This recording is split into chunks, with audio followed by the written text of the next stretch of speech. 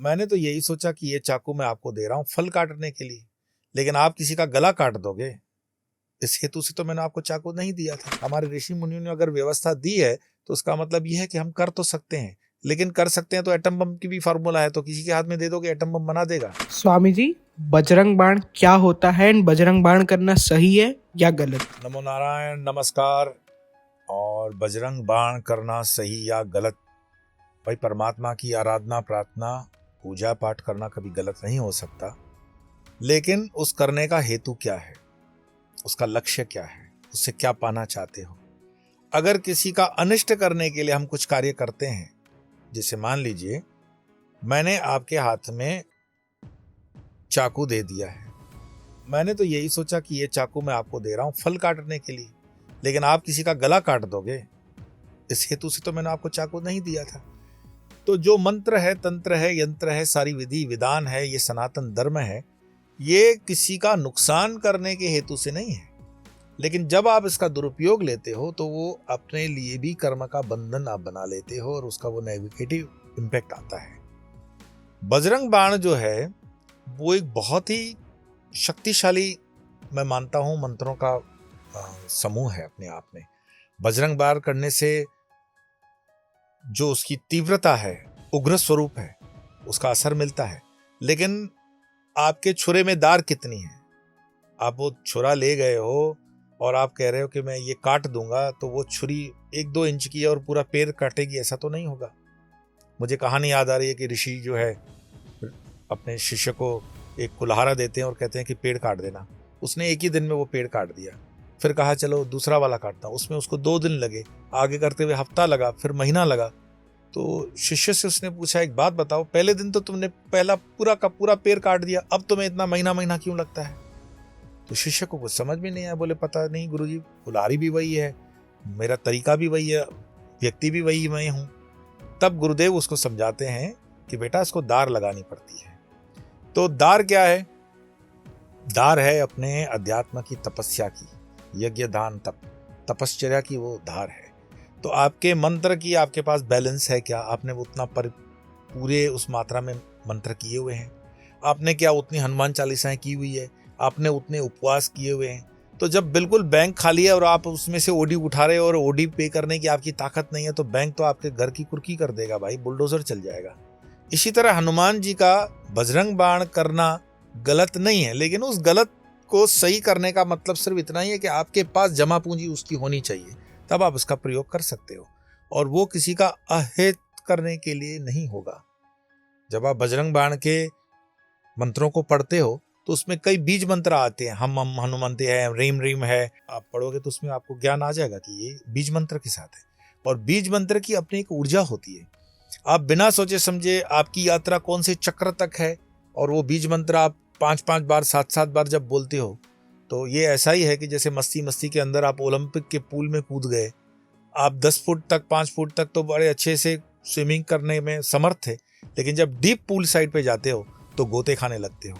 और गोते खाते हुए अगर आपको किसी ने आपको बचाने के लिए लाइफ सेविंग कोई इक्विपमेंट दे दिया तो ठीक है, नहीं दिया तो किसी गुरु के निर्देशन में अगर आप पाठ पूट कर रहे हो तो ठीक है, लेकिन बिना किसी निर्देशन के अपने मनमौजी तरीके से मनमुखी होकर के ये काम कर रहे हो तो इससे आपका फायदा नहीं, नुकसान ही होगा। और बजरंग बली को बांधना, ऐसा माना जाता है, कुछ संत कहते हैं कि जो बजरंग बाण है वो एक किस्म से हम हनुमान जी को बांधते हैं अपनी शपथ दे करके, उसमें शब्द प्रयोग आता है। तो आपको लगता है पवन पुत्र हनुमान को आप बांध सकते हो, या हनुमान जी बांधे जाने वाले देव हैं?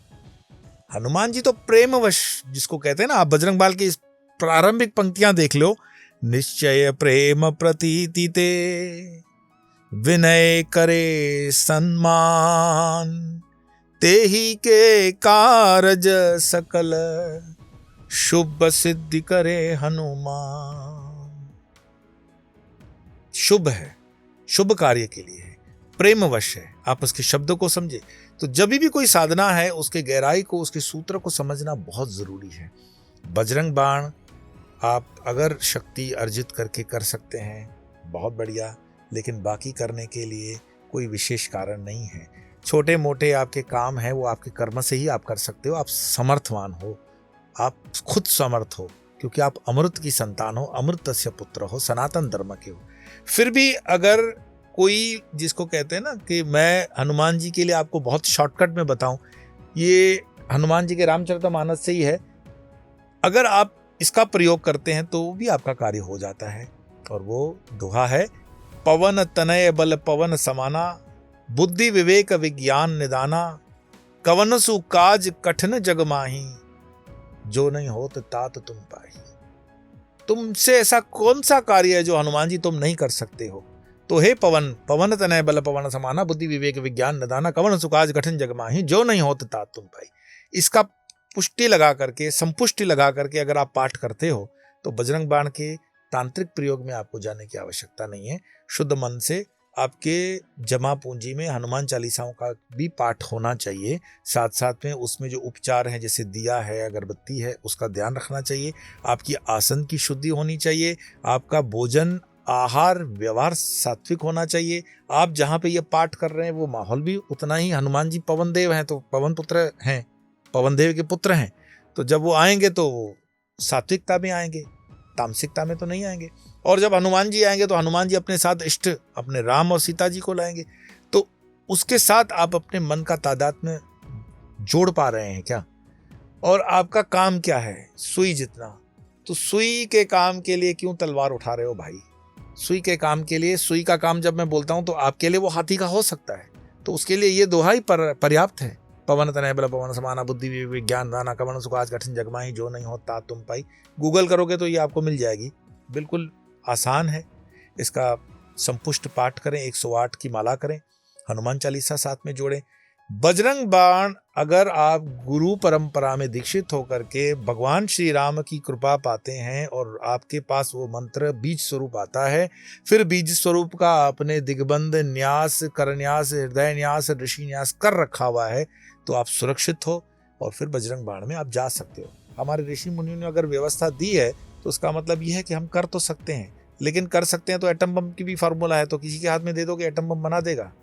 तो अपने मंत्रों के प्रति, अपने देवों के प्रति, अपने संस्कृति के प्रति, अपने सनातन धर्म के प्रति आपका जो ये आस्था विश्वास है, ये इसको बरकरार रखो। हाँ, इसके उपयोग दुरुपयोग के विषय में भी सोचो, और सामने की तैयारी के लिए आपकी अपनी एनर्जी लेवल भी उतनी बराबर बनाए रखनी है। वो देखो, हनुमान जी से जुड़ा हुआ ब्रह्मचर्य सिर्फ सेक्सुअलिटी को लेकर के नहीं है, सेक्स से लेकर के नहीं है। ब्रह्मचर्य टोटल ब्रह्म की चर्या है, उसका पालन करो। भगवान श्री रामकृष्ण परमहंस के शिष्य स्वामी विवेकानंद कहते हैं कि हमारे हर युवान को आदर्श जीवन, विवेकानंद कहते हैं कि हनुमान जी से प्रेरणा लेनी चाहिए कि आपके अपने गुरु ने कह दिया, इष्ट ने कह दिया, बस कूद जाओ बिना सोचे फांदे, समुद्र जैसे वो लांग गए। आपके अंदर वो अदम्य शक्ति हो, आपके ऊपर आपके गुरु की कृपा है, इस तरह का विवेकानंद कहते हैं कि हनुमान जी हमारे जो युवाओं के आदर्श होने चाहिए। तो बिल्कुल, लेकिन आदर्श का मतलब ये नहीं है कि हम उसका कहीं दुरुपयोग भी लें। तो अपनी पूजा पाठ, ध्यान, भजन, कीर्तन बनाइए, सात्विकता के साथ बनाइए, और जो ये इंद्रियों को गलत भोजन दे रहे हैं उसको भी हम संयमित करें। हमारे सारे संकल्प सिद्ध होंगे, जरूर सिद्ध होंगे, और आप देखेंगे कि कामयाबी बिल्कुल सामने मिलती है। इसी तरह इन्हीं विचारों के साथ, पॉजिटिविटी के साथ हम हर बार आपके साथ मिलते हैं। अगली बार फिर किसी विषय को लेकर के मिलेंगे, इसी चैनल पर जिसका नाम है स्वामी योग। नमस्कार।